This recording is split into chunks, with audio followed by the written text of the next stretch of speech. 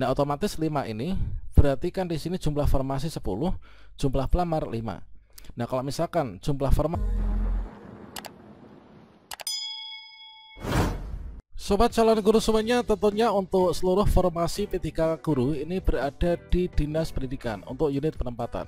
Nah, setelah nanti dilakukan pengurutan yaitu penentu kelulusan, yang mana di sini nanti akan didasarkan dari urutan prioritas, kemudian didasarkan pada urutan perolehan nilai CAT BKN, maka dari seluruh formasi yang di Dinas Pendidikan akan didistribusikan pada sekolah-sekolah yang membutuhkan. Dan pada video ini kita akan memberikan contoh urutan kelulusan P3K guru 2024 meliputi P3K tahap 1 maupun juga P3K tahap 2. Nah, kira-kira seperti apa urutan penentu kelulusan P3K guru 2024? Silahkan simak video ini sampai selesai. Namun sebelum kita lanjutkan, perlu saya ingatkan, bagi teman-teman yang mungkin baru pertama kali menemukan channel Calon Guru ini, silakan klik tombol subscribe-nya, dan aktifkan notifikasi loncengnya, sehingga jika Calon Guru menyajikan update informasi terbaru, kalian tidak akan ketinggalan informasi. Sobat calon guru semuanya, seperti yang kita ketahui bahwasanya dasar untuk pelaksanaan seleksi P3K guru itulah merujuk pada Kepmenpan RB nomor 348 tahun 2024 tentang mekanisme seleksi P3K untuk jabatan fungsional guru di instansi daerah tahun anggaran 2024. Ya, benar di sini kalau misalkan kita melihat yaitu untuk kriteria pelamar P3K guru itu secara berurutan itu didahulukan yaitu dari yang pertama yaitu pelamar prioritas, yang mana untuk pelamar prioritas ini adalah guru-guru yang sudah lulus passing grade tahun 2021. Nah, untuk yang P1 itu adalah terdiri dari guru XDHK 2, kemudian guru non ASN lulusan PPG, dan juga guru swasta.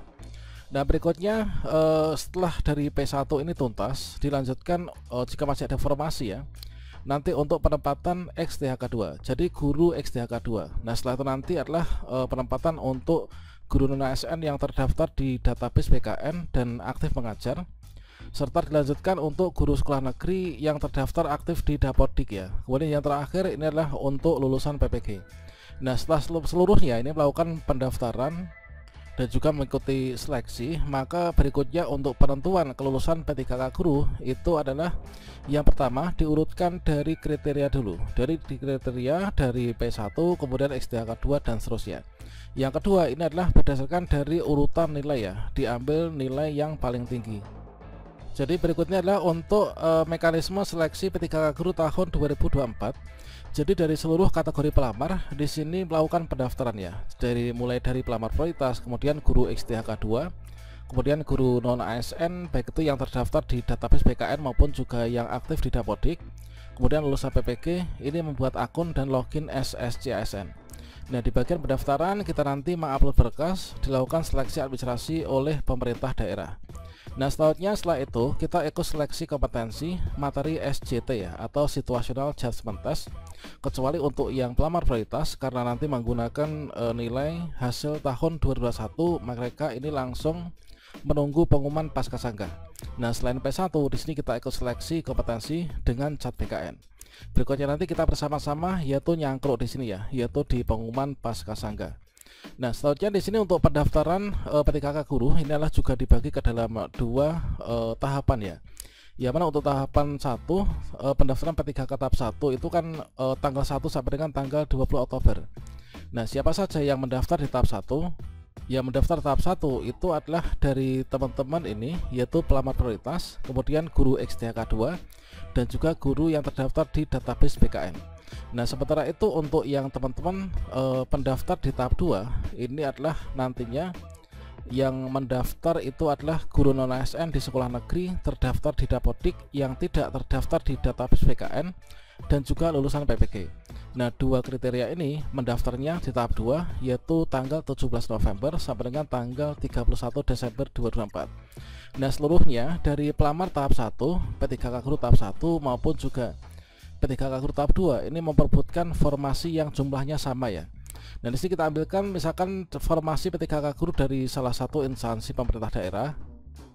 Jadi di sini misalkan saja untuk guru kelas ya. Misalkan guru kelas SD ini jumlah formasinya ada 162. Nah, seluruh formasi ini unit penempatannya itu berada di Dinas Pendidikan daerah setempat ya. Nah, 162 inilah yang diperbutkan oleh teman-teman, baik itu pelamar prioritas, XTHK2, guru terdaftar di data PKN maupun juga guru yang tidak terdaftar data PKN serta lulusan PPG. Nah, sehingga di sini banyak sedikitnya jumlah formasi perbandingannya dengan jumlah pelamar dari per kategori. Ini menjadi penentu utama apakah peluang kita lulus P3K Guru tahun ini besar ataukah kecil. Dan di sini nanti untuk urutan pemenang, yaitu urutan pemenang memang untuk seleksi P3K Guru itu tidak ada passing grade ya. Namun untuk penentuan kelulusan nanti akan diurutkan yaitu mulai dari yang pertama yaitu pelamar prioritas, kemudian dilanjutkan guru XTHK2, dilanjutkan guru terdaftar di database PKN, dilanjutkan untuk guru sekolah negeri yang aktif di Dapodik dan juga lulusan PPG.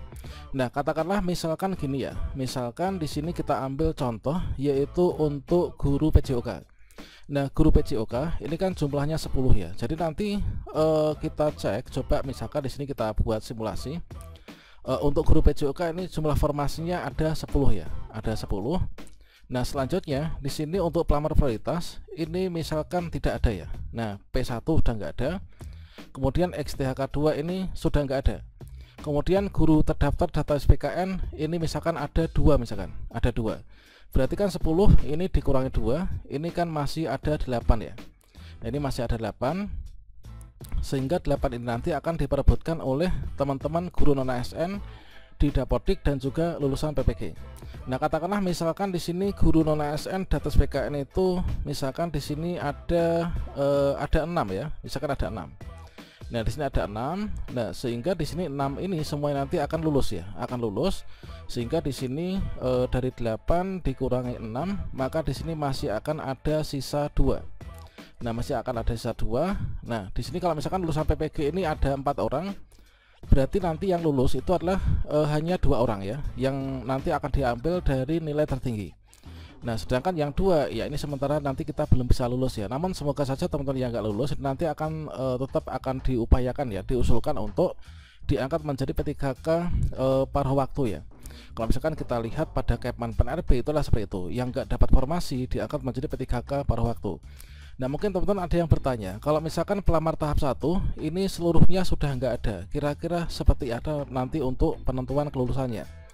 Nah, misalkan saja di sini kita ambil formasi yaitu untuk guru IPS misalkan ya. Untuk guru IPS SMP ini kan jumlah formasinya ada 10.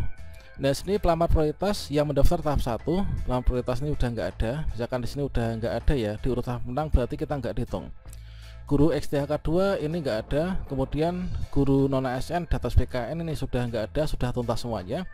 Maka jumlah formasi yang di sini ada 10 nanti pure yaitu murni akan diperbutkan oleh teman-teman guru sekolah negeri dan juga lulusan PPG. Nah, jadi nanti langsung untuk tahap 1 itu adalah blank ya, sudah nggak ada karena mereka sudah tuntas. Nah, 10 ini dari 10 formasi tentunya nanti untuk besar kecilnya peluang lulus kita didasarkan dari jumlah pelamarnya ya. Misalkan untuk guru ASN ini di sekolah negeri yang nggak terdaftar di data PKN ini adalah misalkan ada 5 misalkan. Nah, otomatis 5 ini berarti kan di sini jumlah formasi 10, jumlah pelamar 5. Nah, kalau misalkan jumlah formasi lebih banyak, otomatis jumlah pelamar ini nanti akan lulus semua ya. Nah, seperti itu. Termasuk juga misalkan di sini lulusan PPG itu ada 5. Berarti kan 5 ya 10 dikurangi 5, ini kan masih 5 ya. 5 dikurangi 5 lulusan PPG yang daftar, ini nanti seluruhnya akan bisa diangkat. Jadi untuk urutan kelulusan itulah seperti itu ya. Jadi banyak sedikitnya formasi dan juga pelamar itu menjadi indikasi utama untuk kita itu peluang lulusnya itu besar atau kecilnya. Nah, kira-kira teman-teman yang ada di sini yang menonton video ini, kira-kira kondisi kalian itu seperti apa? Apakah jumlah formasi kalian itu lebih banyak daripada jumlah pendaftarnya atau mungkin sebaliknya? Silahkan tinggalkan jejak di kolom komentar. Nanti kita bisa diskusi seperti biasanya ya. Demikian, salam sukses. Semoga tahun ini kita diangkat menjadi ASN P3K semua ya.